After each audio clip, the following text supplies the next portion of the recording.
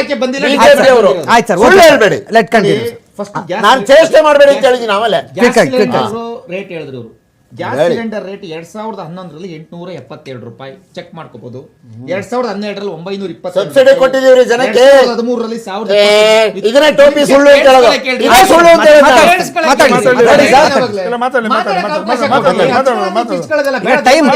Time kill ಆಗುತ್ತೆ. ಮಾತಾಡ್ಬೇಕಾದ್ರೆ ಬಾಯಿ ಮುಚ್ಕೊಂಡು ಸುಮ್ಮನೆ ಹೇಳಿ ಕ್ವಿಕ್ ಆಗಿ. 2013ರಲ್ಲಿ 1020. ಸಬ್ಸಿಡಿ ಹಣ ಬಿಟ್ಬಿಟ್ಟು ಸರ್ ನೀವು ನೋಟ್ ಮಾಡ್ಕೊಳ್ಳಿ ಸರ್. 2011ರಲ್ಲಿ 877 ರೂಪಾಯಿ, 2012ರಲ್ಲಿ 922, 2013ರಲ್ಲಿ 1021, 2014ರಲ್ಲಿ 1201, 2015ರಲ್ಲಿ 606 ರೂಪಾಯಿ, 2013ರಲ್ಲಿ 584, ಇವತ್ತು 800 ಚಿಲ್ಲರೆ 900 ಚಿಲ್ಲರೆಗೆ ಬಂದು ನಿಂತಿದೆ. ನಾನು ಹೇಳ್ತಾರೆ ವಿತೌಟ್ ಸಬ್ಸಿಡಿ ಹೇಳ್ತೇನೆ, ಸಬ್ಸಿಡಿ ಹೇಳ್ತಾ ಇಲ್ಲ. ಮತ್ತೆ ಇನ್ನೊಂದು ಹೇಳಿದ್ರು ಇವರು, ಅನುದಾನ ಕೊಟ್ಟಿಲ್ಲ, ಅನುದಾನವನ್ನ ಸಾಲ ಮಾಡಿಬಿಟ್ಟಿದ್ರು ಬಿಜೆಪಿಯವರು ಅಂತ. ನಾನು ನೇರವಾಗಿ ಹೇಳ್ತೀನಿ, ಬಸವರಾಜ ಬೊಮ್ಮಾಯಿ ಅವರು 35,000 ಕೋಟಿ ಸರ್ಪ್ಲಸ್ ಬಜೆಟ್ ಅನ್ನು ಮಂಡನೆ ಮಾಡಿದ್ರು. ಆ ಸರ್ಪ್ಲಸ್ ಬಜೆಟ್ ಮಂಡನೆ ಮಾಡಿದ ಮೇಲೆ ಇವರು ಸರ್ಕಾರ ಅಧಿಕಾರಕ್ಕೆ ಬಂದ ಮೇಲೆ 35,000 ಕೋಟಿ ಸರ್ಪ್ಲಸ್ ಬಜೆಟ್, ಎಕ್ಸ್ಟ್ರಾ ಬಜೆಟ್ ಮಂಡನೆ ಮಾಡಿದ್ದಾರೆ, ಅನುದಾನದ ಕೊರತೆ ಅಂತ ಹೇಳ್ತಿದ್ದಾರೆ. ಮತ್ತೆ ಇನ್ನೊಂದು, ಇವರು 1,03,000 ಕೋಟಿ ಸಾಲ ಮಾಡಿದ್ದಾರೆ. ಇವ್ರದ್ದು ಇದಕ್ಕೆ ಬೇಕಾಗಿರೋದು ಬಜೆಟಿಗೆ, ಇವರ ಗ್ಯಾರಂಟಿ ಯೋಜನೆಗಳಿಗೆ ಬೇಕಾಗಿರೋದು 2024-25ಕ್ಕೆ 52,000 ಕೋಟಿ, 2023-24ಕ್ಕೆ 36,000 ಕೋಟಿ, ಟೋಟಲ್ 88,000 ಕೋಟಿ ಬೇಕಾಗಿರೋದು. ಇವ್ರು 1,03,000 ಕೋಟಿ ಸಾಲ ಮಾಡಿದ್ದಾರೆ ಅಂತಂದ್ರೆ 88,000 ಕೋಟಿ ಗ್ಯಾರಂಟಿಗಳಿಗೆ ಅನುಷ್ಠಾನ ಮಾಡಿದ್ರೆ ಮಿಕ್ಕಿದ ಹಣನೂ ಉಳ್ಕೊಂಡಿದೆ. ಅಂದ್ರೆ ಇವ್ರು ಗ್ಯಾರಂಟಿಗೆ ಸಾಲ ಮಾಡಿದ್ದಾರೆ. ಗ್ಯಾರಂಟಿಗೆ ಸಾಲ ಮಾಡಿದ್ದಾರೆ. ರಾಜ್ಯದಲ್ಲಿ ಯಾಕೆ ಇಷ್ಟೊಂದು ಯೋಜನೆಗಳಿಗೆ ಇನ್ನೂ ಅನುಷ್ಠಾನ ಆಗಿಲ್ಲ, ಯೋಜನೆಗಳಿಗೆ ದುಡ್ಡು ಬಂದಿಲ್ಲ? ಇನ್ನೊಂದು ಟ್ಯಾಕ್ಸ್ ಕಲೆಕ್ಷನ್ ಬಗ್ಗೆ ಮಾತನಾಡಿದ್ರು. ನೋಡಿ, ಟ್ಯಾಕ್ಸ್ ಕಲೆಕ್ಷನ್ ಬಗ್ಗೆ 2019ರಿಂದ 23ವರೆಗೂ ಕರ್ನಾಟಕ 3ನೇ ಸ್ಥಾನದಲ್ಲಿತ್ತು. 1ನೇ ಸ್ಥಾನ ಮಹಾರಾಷ್ಟ್ರ, 2ನೇ ಸ್ಥಾನ ಡೆಲ್ಲಿ, 3ನೇ ಸ್ಥಾನ ಕರ್ನಾಟಕ. ಇವತ್ತು ಕರ್ನಾಟಕ 6ನೇ ಸ್ಥಾನಕ್ಕೆ ಹೋಗಿದೆ. ಮೊದಲನೇ ಸ್ಥಾನ ಮಹಾರಾಷ್ಟ್ರ, 2ನೇ ಸ್ಥಾನ ಉತ್ತರ ಪ್ರದೇಶ, 3ನೇ ಸ್ಥಾನ ಗುಜರಾತ್, 4ನೇ ಸ್ಥಾನ. ಈಗ ಮುಖ್ಯಮಂತ್ರಿಗಳೇ ಓಪನ್ ಸ್ಟೇಟ್ಮೆಂಟ್ ಕೊಟ್ಟಿದ್ದಾರೆ, ನಮ್ಮ ಕರ್ನಾಟಕ ಟ್ಯಾಕ್ಸ್ ಕಟ್ಟೋದ್ರಲ್ಲಿ ಫಸ್ಟ್ ಸ್ಥಾನದಲ್ಲಿ ಇದೀವಿ. ಇದನ್ನ ತಗೋಬಂದು ಇವತ್ತು ರಾಜೀನಾಮೆ ಕೊಡ್ತೀನಿ. ಕುಮಾರ್ ಅವ್ರಿಗೆ ಅದನ್ನ ಅಕ್ಸೆಪ್ಟ್ ಮಾಡ್ಕೊಳ್ಳಿಕ್ಕೆ ರಾಜೀನಾಮೆ ಕೊಡ್ತೀನಿ.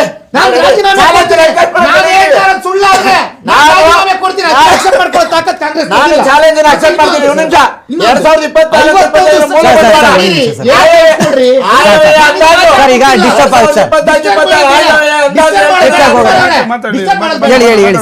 ಗ್ಯಾರಂಟಿ ಬಗ್ಗೆ ಮಾತನಾಡ್ತಾರೆ.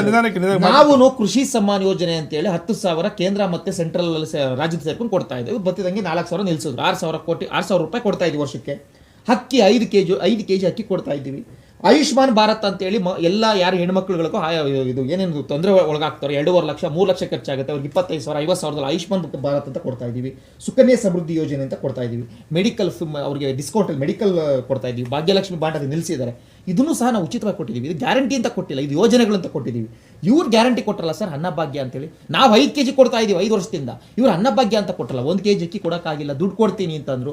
ದುಡ್ಡು ಕೊಡ್ತೀನಿ ಅಂತ ಹೇಳಿದಂಥ ಹಣ 4 ತಿಂಗಳು 5 ತಿಂಗಳಿಂದ ಹಣ ಬಂದಿಲ್ಲ. ಗೃಹಲಕ್ಷ್ಮಿ 2,000 ಕೊಡ್ತೀನಿ ಅಂತ ಹೇಳಿದ್ರು, ಅದು ಸಹ 3 ತಿಂಗಳು ಬಂದಿಲ್ಲ. ಶಕ್ತಿ ಯೋಜನೆ ಬಸ್ ಫ್ರೀ ಅಂತ ಹೇಳಿದ್ರು, ಗಂಡು ಮಕ್ಕಳು ರೇಟ್ ಜಾಸ್ತಿ ಮಾಡಿದ್ರು, ಹೆಣ್ಣು ಮಕ್ಕಳಿಗೆ ಫ್ರೀ. ವಿದ್ಯುತ್ ಫ್ರೀ ಅಂತ ಹೇಳಿದ್ರು, ಇಂಡಸ್ಟ್ರೀಸ್ ರೇಟ್ಗಳು ಜಾಸ್ತಿ ಮಾಡಿದ್ದಾರೆ. ಇಷ್ಟೆಲ್ಲ ಇವರು ತೊಂದರೆಗೊಳಗೆ ಮಾಡಿ. ಇನ್ನೊಂದು ಸರ್, 51,130 ಅಪೌಷ್ಟಿಕತೆಯಿಂದ ಬಳಲ್ತಾ ಇದ್ದಾರೆ ಇವತ್ತು.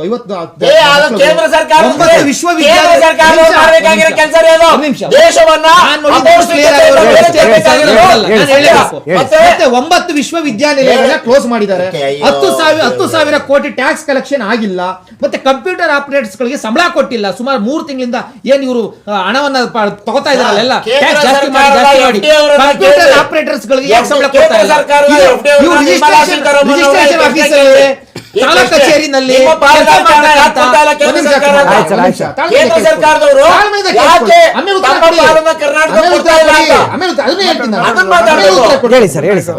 ಇವರು ಕಂಪ್ಯೂಟರ್ ಆಪರೇಟರ್ಸ್ ಕೆಲಸ ಮಾಡ್ತಾ ಇರ್ತಕ್ಕಂಥದ್ದು ಎಲ್ಲ ಸರ್ಕಾರಿ ಕೇಂದ್ರ ರಾಜ್ಯ ಸರ್ಕಾರದ ಒಂದು ಆಫೀಸ್ಗಳಲ್ಲಿ ಅವ್ರಿಗೆ ಸಂಬಳ ಕೊಟ್ಟಿಲ್ಲ.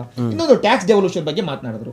ಟ್ಯಾಕ್ಸ್ ಡೆವಲ್ಯೂಷನ್, ನಾನು ಇದೊಂದು ಮೊಬೈಲ್ ತಗೊಂಡೆ ಅಥವಾ ಪೆನ್ ತಗೊಂಡೆ ಅಂತಂದ್ರೆ 10 ರೂಪಾಯಿ GST ಹಾಕಿದ್ರೆ 5 ರೂಪಾಯಿ ನೇರವಾಗಿ ಸ್ಟೇಟಿಗೆ ಬರ್ತದೆ, 5 ರೂಪಾಯಿ ಸೆಂಟ್ರಲ್ ಹೋಗುತ್ತೆ. 5 ರೂಪಾಯಿ ಸ್ಟೇಟಿಗೆ ಬಂದಿದ್ದ ದುಡ್ಡನ್ನ ಏನ್ ಮಾಡಿದ್ರು ಅದಕ್ಕೆ ಲೆಕ್ಕ ಕೊಡಬೇಕು. ಮತ್ತೆ ಮತ್ತೆ 5 ರೂಪಾಯಿ ಸೆಂಟ್ರಲ್ ಹೋಯ್ತಲ್ಲ, ನೀವು ಸಾಲ ಮಾಡೋಗಿದ್ದೀರಲ್ಲಪ್ಪ. 42% IGST ನಲ್ಲಿ ಯೋಜನೆಗಳು ರಾಜ್ಯಕ್ಕೆ ಬರ್ತಕ್ಕಂಥ ಯೋಜನೆಗಳು ಅದು ಯಾವ್ದಾದ್ರು ಒಂದು ದೊಡ್ಡ ಫ್ಲೈಓವರ್ ಆಗಿರ್ಬೋದು ಅಥವಾ ಯಾವ್ದಾದ್ರು ಒಂದು ಎಕ್ಸ್ಪ್ರೆಸ್ ವೇ ಆಗಿರ್ಬೋದು, ಯಾವ್ದಾದ್ರು ಬ್ರಿಡ್ಜ್ ಆಗಿರ್ಬೋದು, ಫ್ಲೈಓವರ್ ಆಗಿದೆ, ಅದಕ್ಕೆ 50% ಬರುತ್ತೆ ಕೇಂದ್ರದಿಂದ. ಇಷ್ಟೆಲ್ಲ ಅನುದಾನಗಳು ಬರ್ತಾ ಇದ್ರು. ಇಷ್ಟು ಅನುದಾನವನ್ನು ತೆಗೆದುಕೊಂಡು ಬಿಜೆಪಿ ನಮಗೆ ದುಡ್ಡು ಕೊಟ್ಟಿಲ್ಲ. ನಾಗೇಂದ್ರ ಪ್ರಸಾದ್ ಸರ್, ನಾಗೇಂದ್ರ ಪ್ರಸಾದ್ ಸರ್, ಲೂಟಿ ಹೊಡಿತಾ ಇದ್ದಾರೆ. ಓಕೆ, ಈಗ ನಾಗೇಂದ್ರ ಪ್ರಸಾದ್ ಸರ್ ಹೇಳ್ತಾರೆ, ಮಾತಾಡಿ ಸರ್. ಸಾರ್ವಜನಿಕ